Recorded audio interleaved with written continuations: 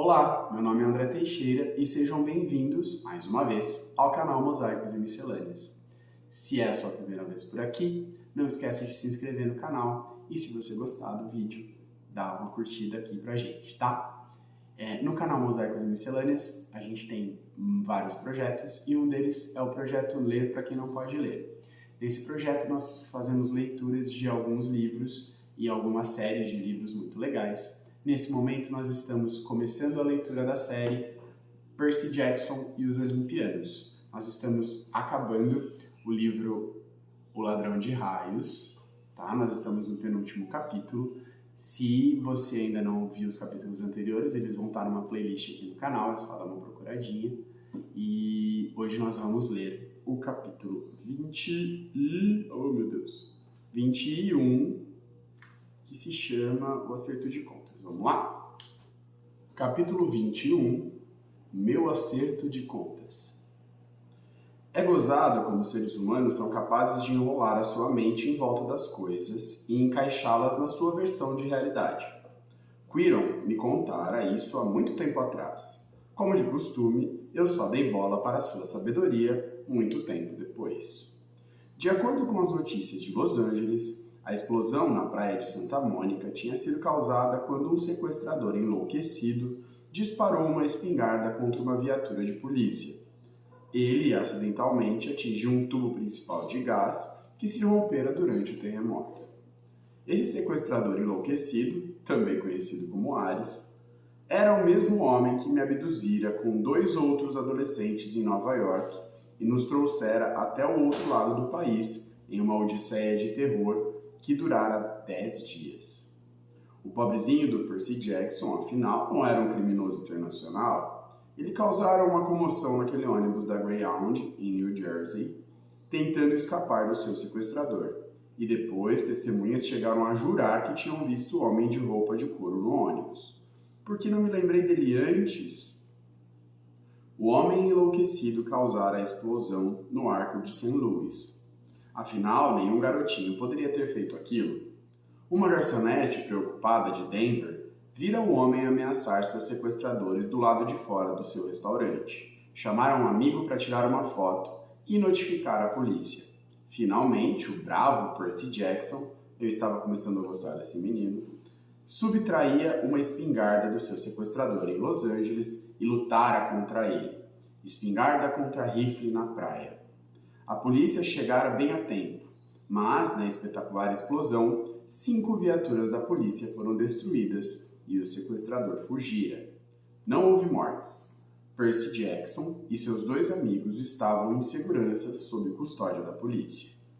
Os repórteres nos forneceram essa história inteira. Nós apenas assentimos e nos fizemos de chorosos e exaustos, o que não foi difícil. E representamos o papel de crianças vitimizadas para as câmeras.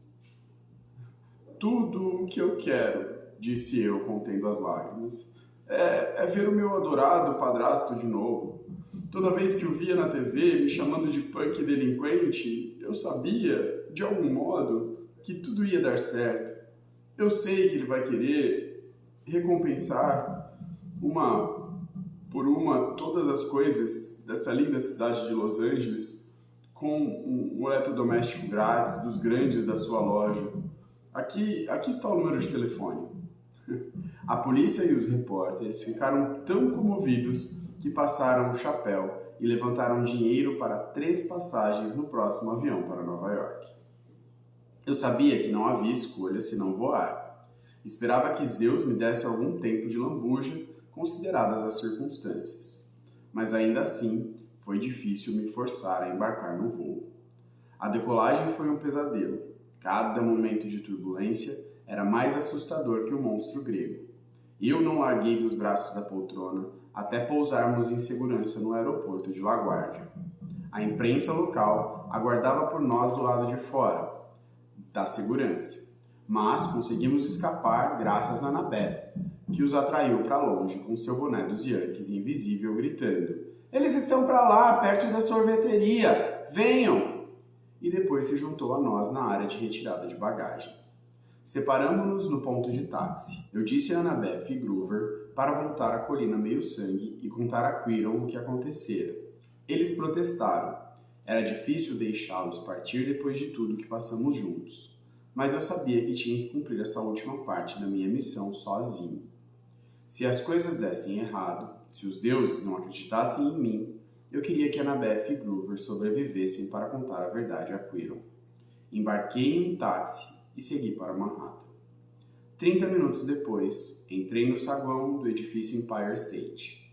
Devo ter parecido uma criança abandonada, com minhas roupas esfarrapadas e minha cara toda arranhada. Eu não dormia havia pelo menos 24 horas. Fui até o guarda na mesa da recepção e disse: 600º andar. Ele estava lendo um livro enorme com a figura de um feiticeiro na capa. Eu não curto muito fantasia, mas acho que o livro era bom, porque o guarda levou algum tempo para erguer os olhos. Esse andar não existe, garoto. Eu preciso de uma audiência com Zeus. Ele me deu um sorriso vago. O quê? Você ouviu. Eu já estava quase concluindo que aquele cara era apenas um mortal comum, e era melhor eu correr antes que ele chamasse a patrulha da camisa de força quando ele disse: sem hora marcada, nada de audiência, garoto. O Sr. Zeus não atende ninguém sem aviso prévio. Eu acho que ele vai abrir uma exceção. Tirei a mochila das costas e abri o zíper. O guarda olhou para o cilindro metálico lá dentro, sem entender o que era por alguns segundos. E então seu rosto empalideceu. Isto não é... Sim, é, garanti. Você quer que eu tire... Não. Ele se ergueu atabalhoadamente da sua cadeira, tateou em volta da mesa procurando um cartão-chave e o entregou para mim. Insira na fenda de segurança e certifique-se de que ninguém mais esteja no elevador com você. Fiz o que ele me disse. Assim que as portas do elevador se fecharam, enfiei o cartão na fenda. O cartão desapareceu e um novo botão apareceu no quadro. Um botão vermelho que dizia 600. Apertei e esperei. Havia música tocando.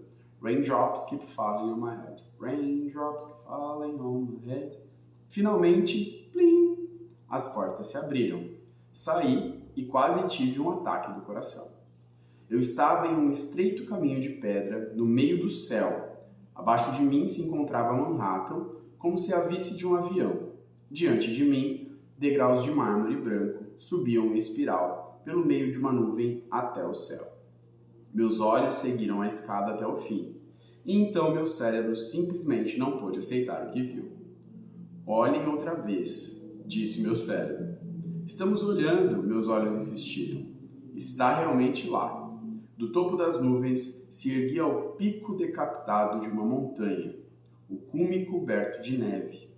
Na encosta da montanha havia dúzias de palácios com vários níveis, uma cidade de mansões.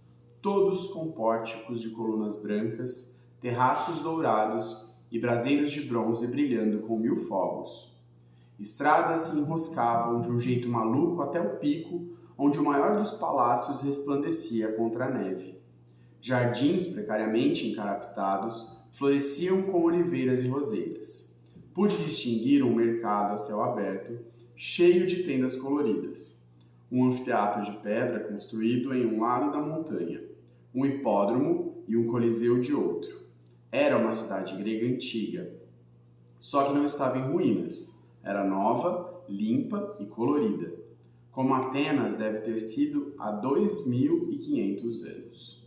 Esse palácio não pode estar aqui, disse para mim mesmo. A ponta de uma montanha pendurada em cima da cidade de Nova York? Como um asteroide de 1 bilhão de toneladas?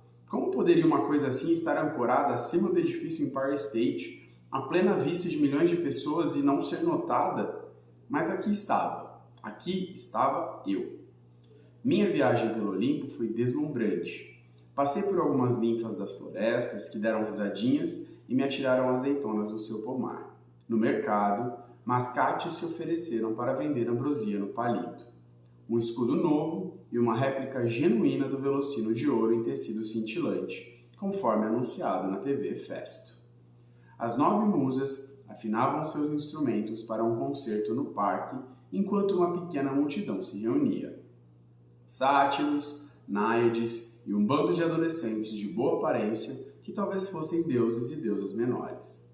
Ninguém parecia preocupado preocupado com uma guerra civil iminente. De fato, todo mundo parecia estar num estado de ânimo festivo.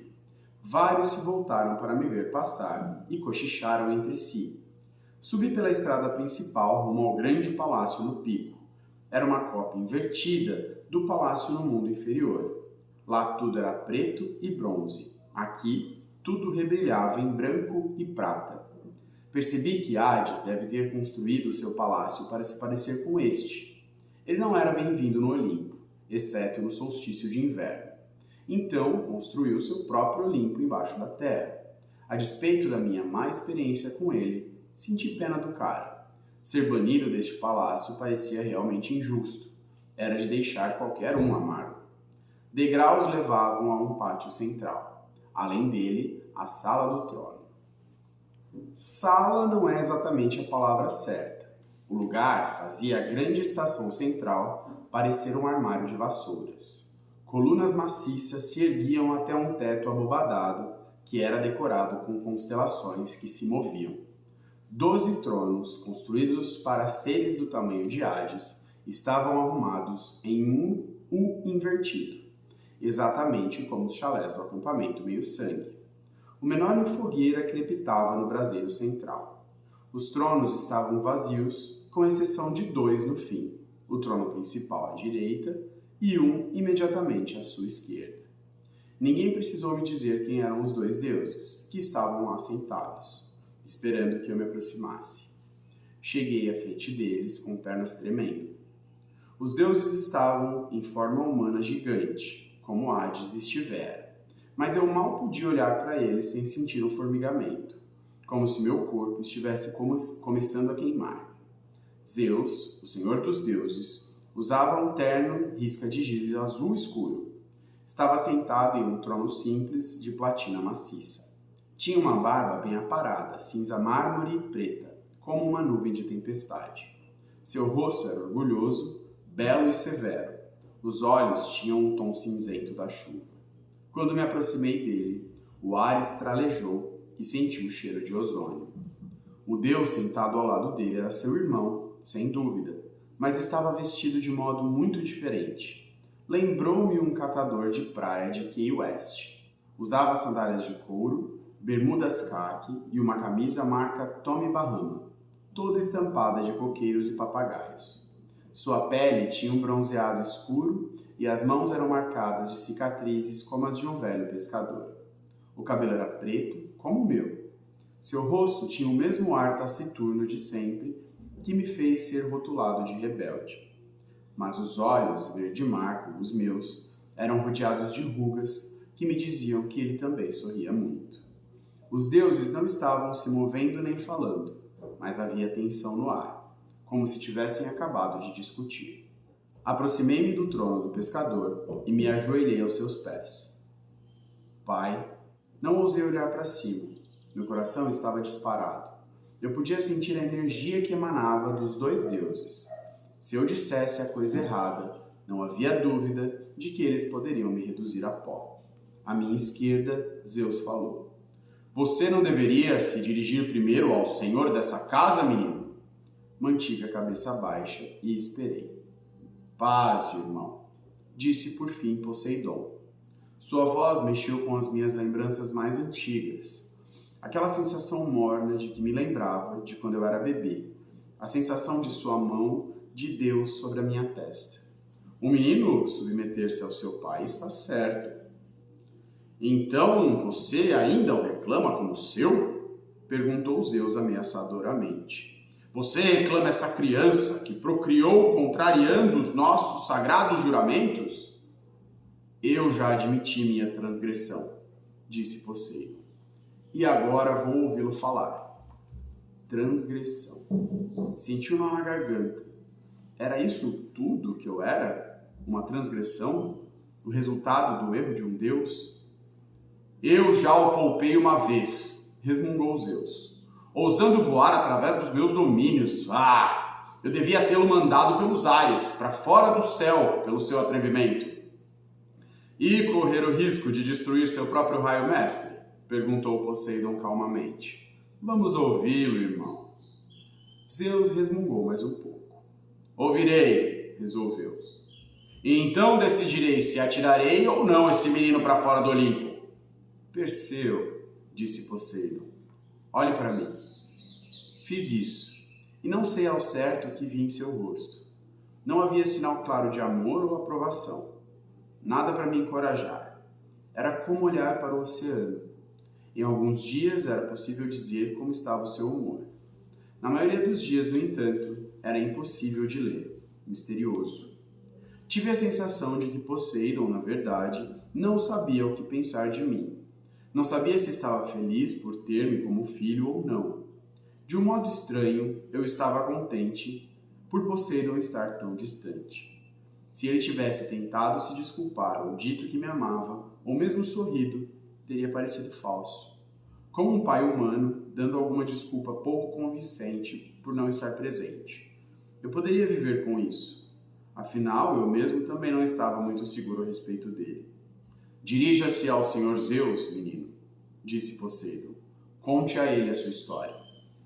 Então contei tudo a Zeus, exatamente como havia acontecido. Tirei da mochila o cilindro de metal, que começou a fagulhar na presença do Deus do céu, e o pus aos seus pés. Houve um longo silêncio, quebrado apenas pelo crepitar do fogo no braseiro. Zeus abriu a palma da sua mão, e o raio voou para dentro dela. Quando ele fechou o punho, os pontos metálicos fulguraram com a eletricidade, até ele ficar segurando o que parecia mais um relâmpago clássico, um dardo de 6 metros feitos de energia, com centelhas brilhantes que fez o meu cabelo se eriçar. Sinto que o menino diz a verdade, murmurou Zeus. Mas não é nada típico de Ares fazer uma coisa assim.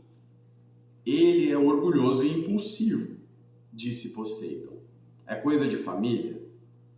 Senhor, chamei. Ambos disseram, sim. Ares não agiu sozinho. Outra pessoa ou outra coisa teve a ideia. Descrevi os meus sonhos e a sensação que tive na praia. O momentâneo hálito do mal que parecera parar o mundo e fizera Ares desistir de me matar. Nos meus sonhos, disse eu, a voz me disse para levar o raio ao mundo inferior. Ares insinuou que também estava tendo sonhos. Acho que ele estava sendo usado, assim como eu, para começar uma guerra. Você está acusando Hades, afinal? Perguntou Zeus. Não, disse eu. Quer dizer, Senhor Zeus, eu estive na presença de Hades. A sensação na praia foi diferente. Era a mesma coisa que senti quando cheguei perto daquele abismo. Aquela era a entrada para o Tártaro, não era? Alguma coisa poderosa e maligna está se agitando lá embaixo. Alguma coisa ainda mais antiga que os deuses. Poseidon e Zeus se entreolharam. Eles tiveram uma rápida e intensa discussão em grego antigo. Só peguei a palavra pai. Poseidon fez algum tipo de sugestão, mas Zeus o cortou. Poseidon tentou discutir. Zeus ergueu a mão zangado. Não vamos mais falar disso, disse Zeus. Preciso ir pessoalmente purificar este raio nas águas de Lemnos para remover a mácula humana do seu metal. Ele se levantou e olhou para mim. Sua expressão se suavizou ligeiramente. Você prestou um serviço, menino. Poucos heróis poderiam ter conseguido tanto. Eu tive ajuda, senhor, disse eu. Grover Underwood e Annabeth Chase. Para demonstrar minha gratidão, pouparei a sua vida. Não confio em você, Perseu Jackson. Não gosto do que a sua chegada significa para o futuro do Olimpo, mas, em nome da paz na família, eu deixarei viver. Obrigado, senhor. Não ouse voar de novo e não me deixe encontrá-lo aqui quando eu voltar. Ou irá provar este raio, e será a sua última sensação. Um trovão sacudiu o palácio. Com um clarão ofuscante, Zeus se foi. Eu estava sozinho na sala do trono com meu pai. O seu tio, suspirou Poseidon, sempre teve um talento especial para saídas teatrais. Acho que ele teria se saído bem como deus do teatro. Um silêncio constrangedor. Senhor, disse eu, o que havia naquele abismo? Poseidon olhou atentamente para mim. Você não adivinhou? Cronos, disse eu, o rei dos titãs. Mesmo na sala do trono do Olimpo, longe do Tártaro, o nome Cronos escureceu o ambiente e fez o fogo do braseiro não parecer mais tão quente nas minhas costas. Poseidon segurou seu tridente. Na Primeira Guerra Mundial, Percy, Zeus cortou nosso pai Cronos em 1000 pedaços, exatamente como Cronos fizera com seu próprio pai, Uranus. Zeus lançou os restos de Cronos no mais escuro abismo do Tártaro. O exército dos titãs foi dispersado, sua fortaleza na montanha sobre o Etna destruída, e seus monstruosos aliados foram expulsos para os cantos mais distantes da Terra. E, contudo, titãs não podem morrer, não mais do que nós deuses. O que resta de Cronos ainda vive de algum modo hediondo, ainda consciente em seu sofrimento eterno, ainda com fome de poder. Ele está se curando, disse eu. Ele vai voltar. Poseidon sacudiu a cabeça. De tempos em tempos, no decorrer das eras, Cronos se agita. Ele entra nos pesadelos dos homens e exala pensamentos malignos. Desperta monstros inquietos das profundezas, mas sugerir que ele pode erguer-se do abismo é outra coisa. É o que ele pretende, pai. É o que ele disse. Poseidon ficou em silêncio por um tempo. O Sr. Zeus encerrou a discussão sobre o assunto, e ele não permitirá que se fale de Cronos. Você completou sua missão, criança, e é tudo o que precisa fazer. Mas eu me interrompi. Discutir não iria adiantar nada, muito possivelmente irritaria o único Deus que eu tinha do meu lado. Como queira, pai. Um leve sorriso brincou nos lábios dele. A obediência não lhe vem naturalmente, não é? Não, senhor. Devo ter alguma culpa por isso, imagino. O mar não gosta de ser contido. Ele se ergueu em toda a sua altura e pegou seu tridente. Então tremeluziu e ficou do tamanho de um homem normal, em pé diante de mim. Você precisa ir, criança. Mas primeiro saiba que a sua mãe retornou. Olhei para ele completamente perplexo. Minha mãe? Você a encontrará em casa. Hades a enviou quando recuperou seu elmo. Até mesmo o Senhor da Morte paga suas dívidas. Meu coração disparou. Eu mal podia acreditar. Você vai... Eu queria perguntar se Poseidon viria comigo para vê-la, mas então percebi que isso era ridículo. Imaginei-me embarcando com o deus do mar em um táxi e levando-o para o Upper East Side. Se durante todos aqueles anos ele tivesse desejado ver minha mãe, teria visto. E também era preciso pensar que Gabi cheiroso estava lá. Os olhos de Poseidon ficaram um pouco tristes. Quando você voltar para casa, Percy, precisará fazer uma escolha importante. Irá encontrar um pacote esperando por você no seu quarto. Um pacote? Você entenderá quando ouvir. Ninguém pode escolher o seu caminho, Percy. Você terá que decidir. Assenti, embora sem saber o que ele queria dizer. Sua mãe é uma rainha entre as mulheres, disse Poseidon saudosamente. Não conheci nenhuma mulher mortal igual a ela em 1000 anos. Ainda assim, sinto muito por você ter nascido, criança. Eu trouxe para você um destino de herói, e um destino de herói nunca é feliz. Não passa de um destino trágico. Tentei não me sentir magoado. Ali estava o meu próprio pai, dizendo que sentia muito por eu ter nascido. Eu não me importo, pai. Ainda não, talvez, disse ele. Ainda não. Mas foi um erro imperdoável da minha parte. Vou deixá-lo, então. Me inclinei desajeitado. Não vou incomodá-lo de novo. Eu estava a 5 passos de distância quando ele chamou. Perseu. Eu me virei. Havia uma luz diferente em seus olhos, um tipo flamejante de orgulho. Você se saiu bem, Perseu. Não me entenda mal. O que quer que ainda faça, saiba que você é meu. Você é um verdadeiro filho do Deus do mar. Enquanto eu caminhava de volta pela cidade dos deuses, as conversas se interromperam. As musas pararam seu concerto. Pessoas, sátiros e náiades, todos se voltavam para mim, os rostos plenos de respeito e gratidão. E quando eu passava, eles se ajoelhavam, como se eu fosse algum tipo de herói. 15 minutos depois, ainda em transe, eu estava de volta às ruas de Manhattan.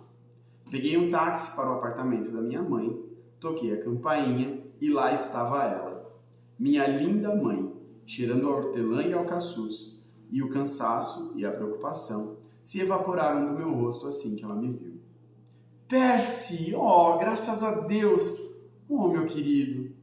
Ela me apertou até não poder mais. Ficamos no vestíbulo enquanto ela chorava e passava as mãos nos meus cabelos. Eu admito, meus olhos também ficaram um pouco nublados. Eu tremia de tão aliviado que estava por vê-la. Ela me contou que simplesmente aparecera no apartamento aquela manhã, deixando Gabi meio fora de si de tão apavorado. Não se lembrava de nada desde o Minotauro, e não pôde acreditar quando Gabi lhe disse que eu era um criminoso procurado, viajando pelo país e explodindo monumentos nacionais. Ficara louca de preocupação o dia inteiro, porque não ouvira as notícias. Gabi a forçara a ir trabalhar, dizendo que ela precisava compensar um mês de salário, e era melhor começar. Engoli a raiva e contei-lhe a minha própria história. Tentei fazer com que parecesse menos apavorante do que fora, mas não era fácil. Estava justamente chegando à luta com Ares, quando a voz de Gabi irrompeu da sala de estar. Ei, Sally, aquele bolo de carne já está pronto ou não? Ela fechou os olhos. Ele não vai ficar muito feliz em vê-lo, Percy. A loja recebeu 1 milhão de telefonemas de Los Angeles hoje. Alguma coisa sobre eletrodomésticos grátis. Ah, sim. Quanto a isso, ela conseguiu sorrir fracamente. Só não o deixe ainda mais zangado, certo? Venha. No mês em que estive fora, o apartamento se transformara em Gabelândia. Havia lixo no tapete até a altura dos tornozelos. O sofá tinha sido restofado com latas de cerveja. Meias e roupas de baixo sujas estavam penduradas nos abajures. Gabi e 3 dos seus amigos cretinos estavam sentados à mesa jogando pôquer. Quando Gabi me viu, o charuto caiu da boca. A cara dele ficou mais vermelha do que lava. Você é muito descarado de vir aqui, seu delinquentezinho. Eu pensei que a polícia... Ele não é um fugitivo, afinal, interrompeu a minha mãe. Não é maravilhoso, Gabi? Gabi olhou alternadamente para nós. Não parecia achar que a minha volta para casa fosse assim tão maravilhosa. Já não basta ter que devolver o dinheiro do seu seguro de vida, Sally? Rosnou ele. Me dê o telefone, eu vou chamar a polícia. Gabi, não! Ele ergueu as sobrancelhas. Você disse não? Acha que eu vou ter que aguentar esse delinquente de novo? Ainda posso registrar queixa contra ele por destruir o meu Camaro. Mas... Ele levantou a mão e minha mãe se encolheu. Pela primeira vez me dei conta de uma coisa. Gabi já tinha batido na minha mãe. Não sei quando, nem quanto. Talvez estivesse acontecendo há anos, quando não estava por perto. Um balão de raiva começou a se expandir no meu peito. Avancei para Gabi, instintivamente tirando minha caneta do bolso. Ele apenas riu. O que foi, bandidinho? Vai escrever em mim? Encoste em mim e irá para a cadeia para sempre, entendeu?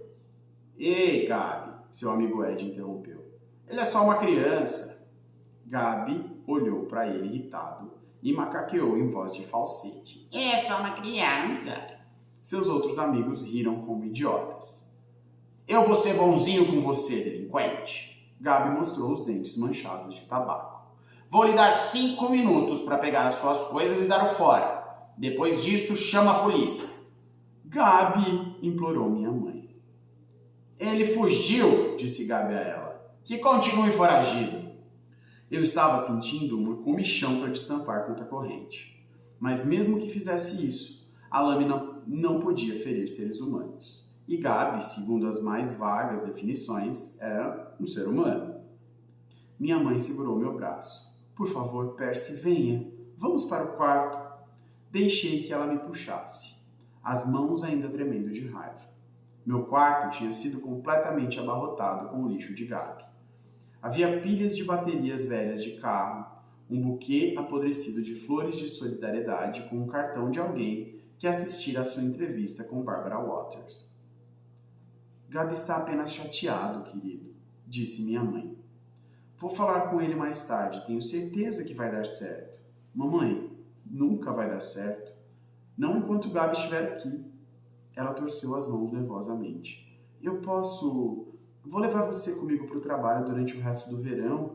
No outono, talvez, haja algum outro internato. Mamãe, ela baixou os olhos. Estou tentando, Percy, eu só preciso de algum tempo. Um pacote apareceu em cima da minha cama. Pelo menos, eu poderia jurar que não estava lá um momento antes. Era uma caixa de papelão surrada, mais ou menos do tamanho certo para conter uma bola de basquete. O endereço na etiqueta estava na minha própria caligrafia. Aos deuses, Monte Olimpo, 600º andar, edifício Empire State, Nova York, New York. Com os melhores votos, Percy Jackson. No topo da caixa, um marcador preto, na caligrafia clara e forte de homem, estava o endereço do nosso apartamento e as palavras retornar ao remetente. De repente, entendi o que Poseidon me dissera no Olimpo. Um pacote, uma decisão. O que quer que ainda faça, saiba que você é meu. Você é um verdadeiro filho do Deus do mar. Olhei para minha mãe. Mãe, você quer se livrar do Gabi?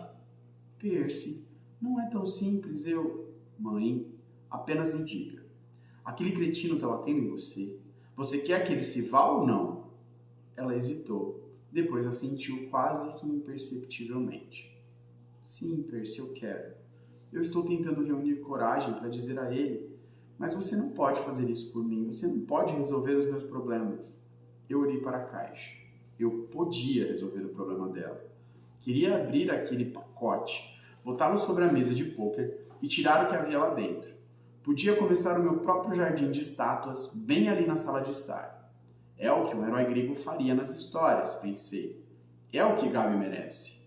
Mas a história de um herói sempre termina em tragédia. Poseidon me dissera isso. Lembrei-me do mundo inferior. Pensei no espírito de Gabi à deriva nos campos de Asfódelos. Ou condenado a alguma tortura horrível atrás do arame farpado dos campos da punição. Sentado em um eterno jogo de pôquer, mergulhado até a cintura em óleo fervente ou ouvindo música de ópera. Será que eu tinha o direito de mandar alguém para lá? Mesmo Gabi? Um mês atrás eu não teria hesitado. Agora, eu posso fazer isso, disse a minha mãe. Uma espiada para o que há dentro dessa caixa e ele nunca mais a incomodará de novo. Ela deu uma olhada para o pacote e pareceu entender imediatamente. Não, Percy, disse ela afastando-se. Você não pode. Poseidon chamou você de rainha, contei. Ele disse que não conheceu nenhuma mulher como você em 1000 anos. Suas faces coraram. Percy, você merece coisa melhor do que isso, mãe. Você devia ir para a faculdade, tirar o seu diploma. Podia escrever o seu romance, conhecer um cara legal, quem sabe, e viver numa bela casa. Você não precisa mais me proteger ficando com Gabi. Deixa que eu me livre desse cara. Ela enxugou uma lágrima do rosto. Você se parece tanto com seu pai, disse ela. Uma vez ele propôs parar a maré por mim. Propôs também construir um palácio no fundo do mar para mim. Achava que podia resolver todos os meus problemas com um aceno de mão. E o que é de errado nisso? Seus olhos multicoloridos pareceram investigar dentro de mim. Eu acho que você sabe, Percy. Eu acho que você é parecido bastante comigo para entender. Se é para minha vida ter algum significado, tenho de vivê-la eu mesma. Não posso deixar que um Deus cuide de mim, ou meu filho. Eu preciso encontrar a coragem sozinha. A sua missão me fez lembrar disso. Ouvimos o som das fichas de pôquer e pragas, e a ESPN na televisão da sala de estar. Vou deixar o caixa, disse eu. Se ele a ameaçar, ela empalideceu, mas assentiu.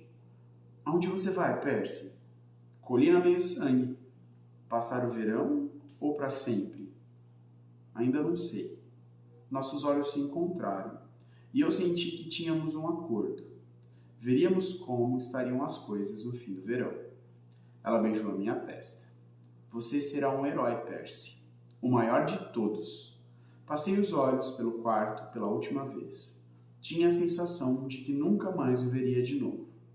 Então fui com a minha mãe até a porta da frente. Indo embora tão cedo, delinquente? Gritou Gabi atrás de mim. Já vai tarde. Senti uma ponta de dúvida. Como eu poderia rejeitar a oportunidade perfeita para me vingar dele? Eu estava indo embora daqui sem salvar a minha mãe. Ei, Sally! Berrou ele. E aquele bolo de carne, hein? Uma expressão de raiva, dura como aço, brilhou nos olhos da minha mãe. E eu pensei, quem sabe, talvez eu a estivesse deixando em boas mãos afinal. As dela mesma. O bolo de carne já está saindo, meu bem, disse ela a Gabi. Um bolo de carne surpresa. Olhou para mim e piscou. A última coisa que vi quando a porta se fechou foi minha mãe olhando para a Gabi com um jeito de quem imagina que ele daria uma ótima estátua de jardim. É muito legal esse retorno, né? Porque durante toda a história o Percy acaba ficando grande. Claro que o Riordan vai lembrando que ele é apenas um adolescente durante a história toda, mas quando entra para esse momento da vida pessoal, de ter crescido sem um pai, de ter essa sensação de, enfim, saber quem é o pai, poder conversar com essa pessoa, de ter a mãe de volta, que é muito emocionante, e esse padrasto terrível que ele tem, e essa coisa toda, faz a gente lembrar que ele é apenas um garoto, né? E é muito legal isso da história, assim, voltar para esse momento e ver como o personagem foi amadurecendo. O Ladrão de Raios é a primeira história, né, da coleção do Percy e os Olimpianos, que é o primeiro livro. A história ainda é meio infantilizada, é uma leitura mais simples e tal, mas é uma leitura muito fluida, muito gostosa. E é muito legal ver como os autores vão fazendo o personagem ir amadurecendo durante o processo, né? A gente está chegando no finzinho do livro, esse é o penúltimo capítulo. Ainda tem mais um capítulo curtinho aí, né? Na próxima semana, na quinta-feira. Mas eu acho que a série toda vale muito a pena e que vai ser muito legal vocês continuarem acompanhando tudo isso. Sobre esse capítulo que eu li, eu acho que tem dois momentos importantes, o pai e a mãe dele, né? Essa primeira conversa, essa troca de palavras que ele teve, enfim, com o pai, e o pai mostrar orgulho por ele, apesar desse distanciamento que um Deus pode ter por um filho meio sangue. E como, de alguma forma, isso faz com que o Percy se sinta bem e reconhecido, tanto é que ele vai voltar para casa, para onde ele se sente em casa agora, que é o acampamento meio sangue. E o segundo momento é a conversa que ele tem com a mãe, mostrando para ela que ela é capaz de mudar a vida dela e que ela não precisa mais proteger ele, enfim, por ele ser um semideus. Que agora ela pode cuidar da vida dela. E é muito legal isso também. E a visão adolescente que ele tem sobre como seria interessante os castigos do Hades do mundo inferior pro Gabi, né? Enfim, é um capítulo muito gostoso. Espero que vocês tenham gostado também. E um beijão e até o nosso próximo encontro. Antes de encerrar, não esquece de deixar sua curtida no vídeo, de se inscrever no canal se você ainda não for inscrito, tá bom? E de compartilhar com as pessoas que você gosta. Um beijão. Até mais.